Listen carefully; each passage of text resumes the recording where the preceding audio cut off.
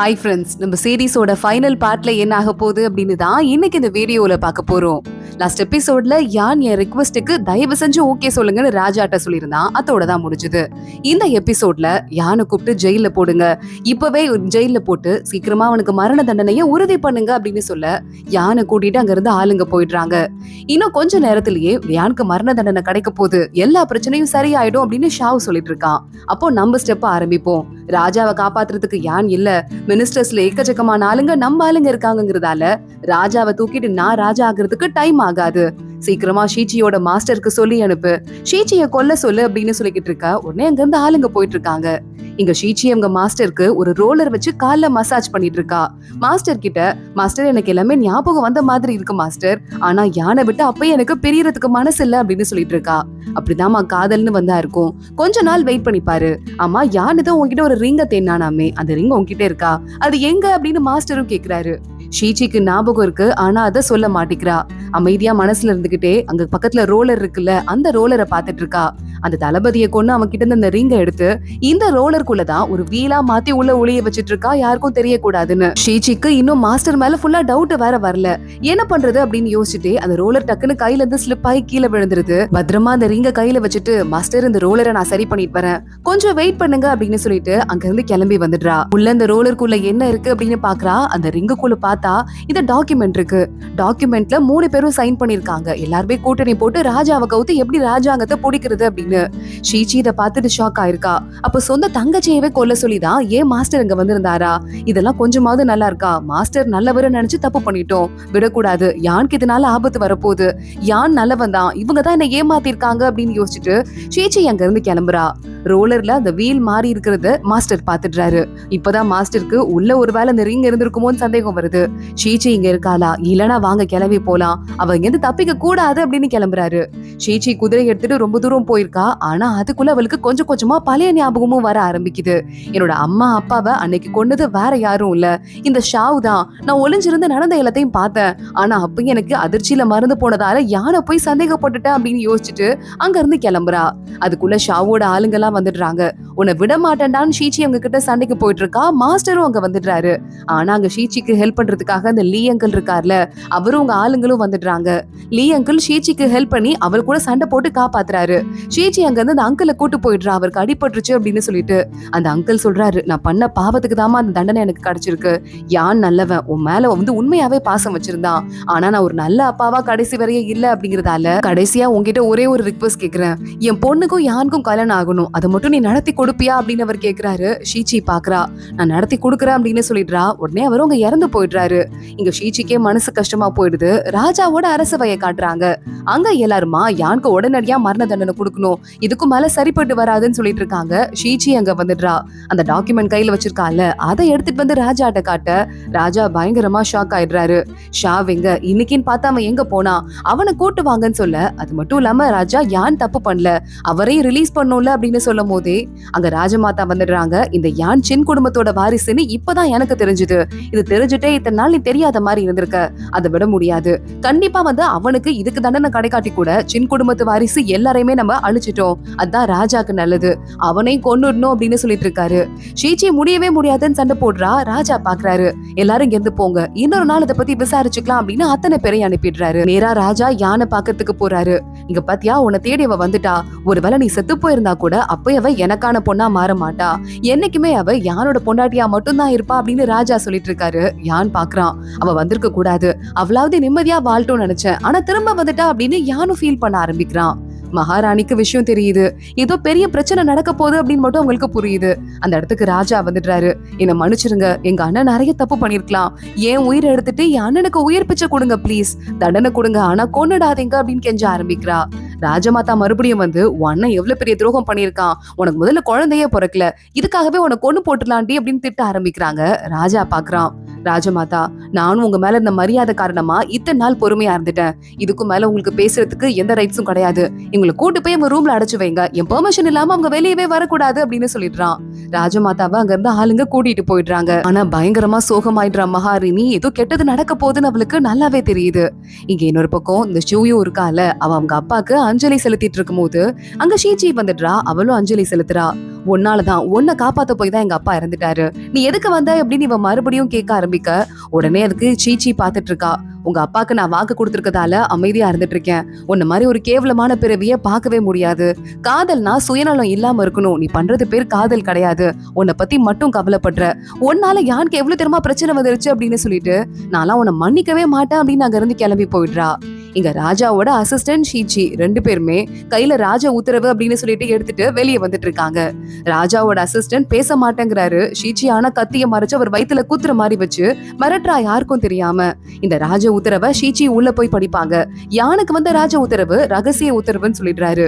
ஷீச்சி மட்டும் உள்ள போறா. யான் பாத்துட்டு இருக்கான். உன்னை ரிலீஸ் பண்ண சொல்லி ராஜா உத்தரவு போட்டிருக்காரு, இங்க இருந்து கிளம்பி வா போலாம் அப்படின்னு ஷீச்சி கூப்பிடுறா. யான் பாக்குறான், இது பொய் உத்தரவு நல்லாவே தெரியுது. எப்படி வந்த? ராஜா அசிஸ்டன்ட மிரட்டி கூட்டு வந்தியா என்ன? இங்க இருந்து நீ இப்படி என்ன கூட்டு போனா நம்ம 2 பேரோட உயிருக்குமே ஆபத்து. ராஜா என்ன விட மாட்டாரு, விட முடியாது. இங்க இருந்து கிளம்பி போ அப்படின்னு யான் சொல்றான். ஷீச்சி பாக்குறா, இது சரிப்பட்டு வராதுன்னு யானை டக்குன்னு கழுத்துல அப்படியே அடிச்சு மயக்க போட வச்சு அந்த இடத்தையே பத்த வச்சு விட்டுடுறா. வெளியே நிக்கிற யானோட அசிஸ்டன்ஸ் எல்லாம் கூப்பிட்டு அவனை காப்பாத்துறதுக்கு ஹெல்ப் பண்ணிட்டு இருக்கா. ராஜா கிட்ட நேரா ஷீச்சி போயிடுறா. ராஜா பாக்குறாரு, என்னோட ராஜ உத்தரவை ஃபேக்கா ரெடி பண்ணிருக்க, என்ன பண்ண போறேன் பாரு. யானை முதல்ல தேடி கண்டுபிடிங்க அப்படின்னு உத்தரவு போட ஷீச்சி அவ கழுத்துல கத்தி வச்சுக்கிறா. ராஜா, யானை மறுபடியும் கண்டுபிடிச்சிங்கன்னா கண்டிப்பா நான் செத்து போடுவேன். என் மேல உங்களுக்கு பாசம் இருக்குதானே, அப்போ நான் அதை வச்சே நான் மிரட்டுறேன். யானை உயிரோட விட்டுருங்க, நான் வேணா உங்களை கல்யாணம் பண்ணிக்கிறேன் அப்படின்னு ஷீச்சி சொல்லிடுறா. ராஜா பயங்கரமா ஷாக் ஆயிடுறாரு. அவனுக்காக என்ன வேணா நீ பண்ணுவியா? அந்த அளவுக்கு அவன் தான் உனக்கு முக்கியமா அப்படின்னு சொல்லிட்டு கத்திட்டு, சரி ஓகே கல்யாணத்துக்கு நானும் உத்தரவு போடுறேன், கல்யாணம் நடக்கிறதுக்கு ரெடி பண்ணுங்கன்னு கத்த ஆரம்பிக்கிறாரு. யான் கொஞ்ச நேரத்துக்கு அப்புறமா மயக்கத்துல இருந்து எந்திரிக்கிறான். அசிஸ்டன்ட் கிட்ட கேக்குறான் என்ன ஆச்சுன்னு. அங்க உங்களை காப்பாத்திட்டு ஷீச்சி கல்யாணம் பண்ணிக்கிற ராஜாவன் கொடுத்துட்டா வாக்கு, அதனால வேற வழியே இல்ல, இங்க இருந்து நம்ம தப்பிச்சு போயிடலாம், நம்ம உள்ள போக முடியாது அப்படின்னு சொல்லிட்டு அசிஸ்டன்ட் சொல்லிக்கிட்டு இருக்கான். இது கேட்டுட்டு யான் ஷாக் ஆயிடுறான். என் உயிரை காப்பாத்துறதுக்காக அவ என்ன வேற ரிஸ்க் எடுப்பான்னு தெரியும், இப்படி பண்ணிருக்க கூடாது அப்படின்னு யோசிக்க ஆரம்பிக்கிறான். இங்க ஷீச்சியும் ரொம்ப சோகமா தான் சுத்திக்கிட்டு இருக்கா. ராணிய பாக்குறதுக்கு போறா. ராணி உடம்பே முடியாத மாதிரி இருக்காங்க. ராணி, உங்களுக்கு உடம்பு சரியில்லையா, என்ன ஆச்சுன்னு கேட்க, இல்லம்மா எனக்கு வந்து வெளியே எந்த பிரச்சனையும் கிடையாது, மனசுல கொஞ்சம் பிரச்சனை அவ்வளவுதான், அதனால அதை பத்தி நீ ஒன்னும் கவலைப்பட தேவையில்லை. அம்மா, நீ ராஜாவை கல்யாணம் பண்ணிக்க போறேன்னு கேள்விப்பட்டேன், அது உண்மையா அப்படின்னு கேட்க, ஆமா நான் கல்யாணம் பண்ணிக்க போறேன், யான் இறந்து போயிட்டான் அப்படின்னு சொல்ல ராணியும் ஷாக் ஆயிடுறாங்க. யானுக்கு என்ன ஆச்சு அப்படின்னு சொல்லிட்டு, அதை பத்தி நீங்க கவலைப்படாதீங்க, நீங்க உங்க உடம்ப பாத்துக்கோங்கன்னு ஷீச்சி சொல்லிட்டு இருக்கா. இங்க ஷாவ் ரெடி ஆயிட்டு இருக்கான். ராணி பக்கத்துல ஒரு அசிஸ்டன்ட் இருந்தால அவ நேரா இங்க ஷா கிட்ட வந்து யான் இறந்து போன விஷயம் கன்ஃபார்ம் தான், அந்த பொண்ணே வந்து சொன்னான்னு சொல்லிட்டு இருக்க. ஷாவ் நேரா ஷீச்சியோட மாஸ்டர் கிட்ட வந்துட்டு, இறந்து போயிட்டான் யான், ஒருவேளை அவன் இறந்து போகாம இருந்திருந்தா கண்டிப்பா ஷீச்சி ராஜாவை கல்யாணம் பண்ணிக்கிறதுக்கு ஓகே சொல்லிருக்கவே மாட்டா. சோ இதான் நம்ம கிடைச்ச கரெக்டான சான்ஸ். இப்ப இந்த கல்யாணத்தன்னைக்கு எல்லாரோட கவனமும் கல்யாணத்துல இருக்கும்போது நம்ம நேரா போயிட்டு அந்த ராஜாங்கத்தை கைப்பற்றுறோம், அப்புறம் படைய எடுத்துட்டு போயிட்டு ஓ நாட கைப்பற்றுறோம், இதான் நடக்க போகுது அப்படின்னு சொல்லிக்கிட்டு இருக்கான். இன்னொரு பக்கம் சூயு பாத்துட்டு இருக்கா. ராஜாக்கும் ஷீச்சிக்கும் கல்யாணமா ஏன் அப்படின்னு கேட்டுட்டு இருக்க. அந்த பக்கமா ஒரு அசிஸ்டன்ட் வந்துட்டு, யானுக்கு ஒன்னும் ஆகல, உயிரோட தான் இருக்காரு, யானை காப்பாத்தணுங்கிறதுக்காக ஷீச்சி அவ வாழ்க்கையே பணையம் வச்சிருக்கா. காதல்னா இதுக்கு பேர் தான், ஒருத்தங்க நல்லா இருக்கணும்னா இன்னொருத்தங்க என்ன வேணா பண்ணுவாங்க, நீ பண்ணது பேரு காதல் நான் நினைச்சிட்டு இருக்க சீ அப்படின்னு சொல்லிட்டு அங்க இருந்து கிளம்பி போயிடுறான். கல்யாணம் நடக்கிற நாளும் வருது. ஷீச்சியை ரொம்ப கிராண்டா நேரா உள்ள கூட்டு போயிட்டு இருக்காங்க ராஜா கிட்ட. கல்யாண ஃபங்க்ஷன் ஆரம்பிக்கிற அந்த நேரத்துல திடீர்னு பயங்கர சத்தமா கேக்குது, எல்லாரும் ஓடுங்க ஓடுங்க அப்படின்னு. அந்த நேரம் ஷாவ் அவன் ஆளுங்களை கூட்டிட்டு ராஜாவை கொல்றதுக்காக உள்ள வந்துடுறான். ஷீச்சி பாக்குறா, கையில அவளும் வாள் எடுத்து சண்டை போட ஆரம்பிக்கிறா. யாரும் பக்கத்துல வர விட மாட்டேன் அப்படின்னு. மகாராணி பாத்துட்டு இருக்கா. அண்ணா உனக்கு அறிவு இருக்கா, நீ என்ன பண்ணிட்டு இருக்க அப்படின்னு கேட்க, நீ இதுல தலையிடாத, நான் பாத்துக்கிறேன், எது தள்ளிப்போ அப்படின்னு சொல்லிட்டு இருக்கா. அதே நேரத்துல நம்ம யான் அவன் படைகள் எல்லாம் கூட்டிட்டு மறுபடியும் உள்ள வந்துடுறான். ஷாவ் பாக்குறான், யான் உயிரோட இருக்கானா, அவன் உயிரோட இல்லன்னு தானே நான் நினைச்சேன் அப்படின்னு சொல்ல, உயிரோட தாண்டா இருக்கேன், இதெல்லாம் நானும் ராஜாவும் போட்ட பிளான் தான், உன்னை நம்ப வைக்கிறதுக்காக தான் ராஜா ஷீச்சியை கல்யாணம் பண்ணிக்கிறதுக்கு ஓகே சொன்னாரு அப்படின்னு சொல்லிட்டு நேரா உள்ள வந்து ஷாவை தவிர மத்த அத்தனை ஆளுங்களையும் புடிச்சு போட்டுடுறான்.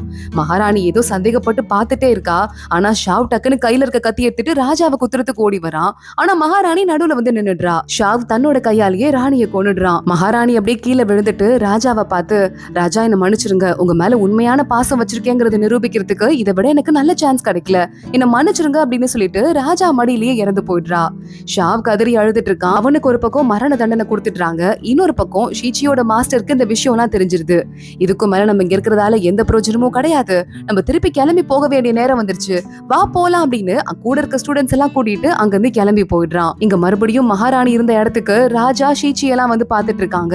ராஜா, அவ அன்பு எனக்கு புரியாம இல்ல, ஆனா அவளுக்கும் எனக்கும் குழந்தை பிறந்தா கண்டிப்பா எங்க நாட்டுக்கு பாதிப்பு வருங்கிற ஒரே காரணத்தினால நான் அவளை அவாய்ட் பண்ணிட்டு பண்ணிட்டேன். இப்ப நான் ரொம்ப ரொம்ப ஃபீல் பண்றேன் அப்படின்னு சொல்லிட்டு அவர் ஒரு பக்கம் அழுதுட்டு இருக்காரு. அரண்மனைக்கு வராரு. எத்தனையோ பேர் அந்த மினிஸ்டரோட கையில மாட்டி இருந்தீங்க. இப்ப நான் அதெல்லாம் விசாரிக்க ஆரம்பிச்சு ஒரு ஒரு குடும்பமா கொன்னா நிறைய அமைச்சர்கள் அவ்வளவுதான் குடும்பத்தோட செத்து போயிருவீங்க. ஆனா அது எல்லாத்தையுமே நான் விசாரிக்க வேண்டாம் அப்படின்னு இருக்கேன்.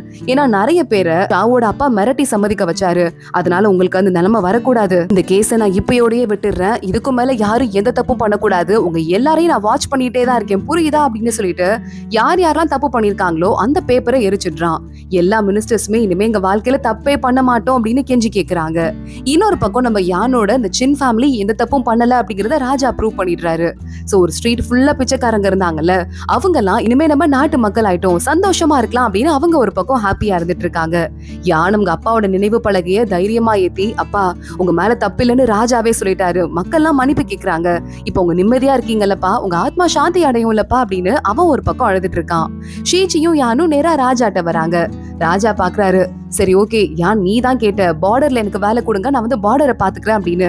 அதனால உன்னை நம்பி நான் பார்டரை கொடுக்குறேன். நீ அங்க இருக்கும் போது எனக்கு எந்த கவலையும் இல்ல, நாட்டை நான் பாத்துக்கிறேன் அப்படின்னு சொல்லிட்டு இருக்க. சீச்சி நானும் யான் கூட போக போறேன், நாங்க 2 பேரும் அங்க ஜாலியா இருக்க போறோம் அப்படின்னு யானுக்கு கிஸ் பண்ற மாதிரி போயிட்டு இருக்கா. ராஜா தடுத்து நிறுத்தி, போதும் போதும் ரொம்ப ஓவரா பண்ணாதீங்க, இங்க இருந்து கிளம்புங்க அப்படின்னு சொல்லிட்டு சீச்சியை பார்த்து, நீ ஏதோ யானை காப்பாத்தின மாதிரி பண்ணல, நான் அதுக்கு முன்னாடியே யானை பார்த்து அந்த பிளான் எல்லாம் போட்டேன், உன்னை கல்யாணம் பண்ணிக்கிறேன்னு சொன்னாதான் ஷாவ் நம்புவான், அதனாலதான் கல்யாண ஏற்பாடையும் பண்ணோம், பாத்தியா நாங்க 2 பேரும் ரகசியமா பிளான் எல்லாம் போட்டிருக்கோம் அப்படின்னு ராஜா சொல்லிட்டு இருக்காரு. சீச்சி பாக்குறா, 2 பேரும் கில்லாடிங்க தான் அப்படின்னு சிரிச்சிட்டு இருக்கா. யானை வேகமா ராஜா கட்டி பிடிச்சிட்டு, என்னோட நல்ல ஃப்ரெண்டு நீ எப்பவுமே நல்லா சந்தோஷமா இருக்கணும், நீ ஷீச்சி கூட போயிட்டு பார்டரை பாத்துக்கோ, நான் இங்க நாட்டை பாத்துக்கிறேன் அப்படின்னு சொல்றாரு. ஷீச்சி யான் 2 பேரும் கிளம்புறாங்க. யான் ஷீச்சி கிட்ட பார்டருக்கு போறதுக்கு முன்னாடி உன்னை கூட்டு போக வேண்டிய இடம் ஒண்ணு இருக்கு அப்படின்னு சொல்லிட்டு ஒரு மலை அடிவாரத்துக்கு கூட்டு வரான். இந்த இடத்துலதான் ஷீச்சியோட அம்மாவையும் அப்பாவையும் யான் அடக்கம் பண்ணியிருக்கான்.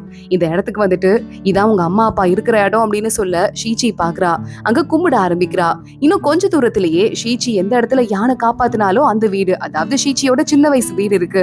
அங்க வந்துட்டு யான் சொல்லிட்டு இருக்கான், இங்கதான் உன்னை முதலா பார்த்தேன், ஆனா இது எவ்வளவு பெரிய வாழ்க்கையா மாறும் நான் எதிர்பார்க்கவே இல்ல, அப்பவே ஏதோ தெரிஞ்சிருக்கும் போல அப்படின்னு சொல்லிட்டு யான் சொல்லிட்டு இருக்க.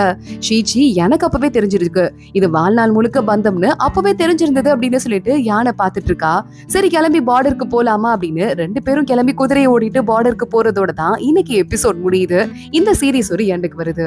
இந்த சீரிஸ் உங்களுக்கு ரொம்பவே பிடிச்சிருக்கும் அப்படின்னு நினைக்கிறேன். இதே மாதிரி நிறைய சீரிஸ் நம்ம சேனல்ல தொடர்ந்து வரப்போகுது. சோ இந்த வீடியோவை மறக்காம லைக் பண்ணிக்கோங்க, நம்ம சேனலுக்கு சப்ஸ்கிரைப் பண்ணிட்டு அடுத்தடுத்த வீடியோக்கு வெயிட் பண்ணுங்க. இன்னொரு நல்ல வீடியோல பார்க்கலாம். அது வரைய பாய்.